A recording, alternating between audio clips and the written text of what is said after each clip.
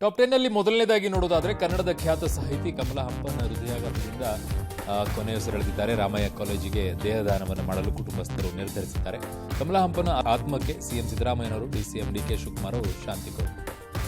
ಕೋಲಾರದ ಆನಂದ ಮಾರ್ಗ ಆಶ್ರಮಕ್ಕೆ ಸೇರಿದ ಆಸ್ತಿ ವಿವಾದ ಹಿನ್ನೆಲೆಯಲ್ಲಿ ಇಬ್ಬರು ಸ್ವಾಮೀಜಿಗಳ ನಡುವೆ ಮಾರಾಮಾರಿ ನಡೆದಿದೆ. ಚಿನ್ಮಯಾನಂದ ಅವಧೂತ ಹಾಗೂ ಧರ್ಮ ಪ್ರಾಣಾನಂದ ಸ್ವಾಮೀಜಿಗಳ ನಡುವೆ ಗಲಾಟೆ ಉಂಟಾಗಿದ್ದು, ಗಲಾಟೆಯಲ್ಲಿ ಆಚಾರ್ಯ ಚಿನ್ಮಯಾನಂದ ಅವಧೂತ ಸಾವನ್ನಪ್ಪಿದ್ದಾರೆ.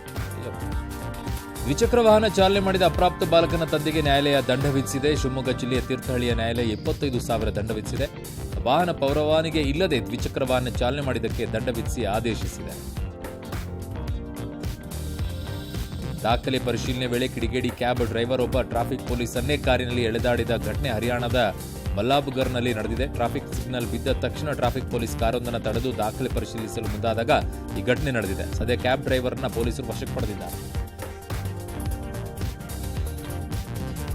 45 ವರ್ಷದ ವಿವಾಹಿತ ಪುರುಷನ ಜೊತೆಗೆ 19 ವರ್ಷದ ಪ್ರಥಮ ದರ್ಜೆ ಕಾಲೇಜು ವಿದ್ಯಾರ್ಥಿನಿ ನಾಪತ್ತೆಯಾಗ್ಬಿಟ್ಟಿದ್ದಾಳೆ. ತಮ್ಮ ಪ್ರೀತಿಗೆ ಕುಟುಂಬದವರ ವಿರೋಧ ಮಾಡ್ತಾರೆ ಅಂತ ತಿಳಿದು ಮನೆಯಿಂದ ನಾಪತ್ತೆಯಾಗಿದ್ದಾಳೆ. ರಾಜಭವನದ ಬಳಿ ದಿಢೀರಾಗಿ ಬೃಹತ್ ಗಾತ್ರದ ಮರವು ತರೆಗುಳಿದಿದ್ದು ಭಾರೀ ಅನಾಹುತವೊಂದು ತಪ್ಪಿದೆ. ಒಂದು ಕಾರು ಹಾಗೂ ಒಂದು ಸಿಆರ್ ಪೊಲೀಸ್ ವಾಹನ ಜಖಂಗೊಂಡಿದೆ. 10 ಜನ ಸಿಆರ್ ಪೊಲೀಸರು ಹಾಗೂ ವಾಹನ ಸವಾರರು ಅಪಾಯದಿಂದ ಪಾರಾಗಿದ್ದಾರೆ. ವಿದ್ಯುತ್ ಬಿಲ್ ಪಾವತಿಸಲು ತಾಲೂಕು ಆಡಳಿತದಲ್ಲಿ ಹಣ ಇಲ್ಲ ಆಗೋಗ್ಬಿಟ್ಟಿದೆ. ಕನಕಪುರ ತಾಲೂಕು ಆಡಳಿತ ಸೌಧದಲ್ಲಿ 16,29,000 ಬಿಲ್ ಅನ್ನ ಬಾಕಿ ಉಳಿಸಿಕೊಂಡಿದೆ.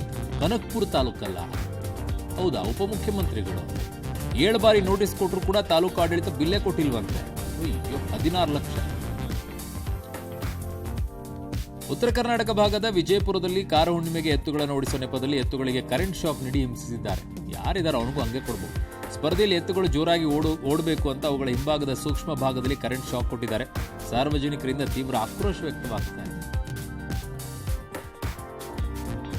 ಬೈಂದೂರು ಶಾಸಕ ಗುರುರಾಜ ಗಂಟಿಹೊಳೆ ರೈಡ್ಗೆ ಇಳಿಯುವ ಮೂಲಕ ಕಬಡ್ಡಿ ಪಂದ್ಯಾಟ ಉದ್ಘಾಟನೆ ಮಾಡಿದ್ದಾರೆ. ಉಡುಪಿಯ ಬೈಂದೂರು ತಾಲೂಕಿನ ರಾಜ್ಯಮಟ್ಟದ ಹೊನಲು ಬೆಳಕಿನ ಯಕ್ಷೇಶ್ವರಿ ಟ್ರೋಫಿ ಕಬಡ್ಡಿ ಪಂದ್ಯಾವಳಿಯಲ್ಲಿ ಪಂಚೆಯನ್ನು ಎತ್ತಿ ಕಟ್ಟಿ ಕೋರ್ಟ್ಗೆ ನಮಸ್ಕಾರವನ್ನ ಮಾಡಿ ಎದುರಾಳಿ ತಂಡದ ಮೇಲೆ ದಾಳಿ ಮಾಡಿದರು.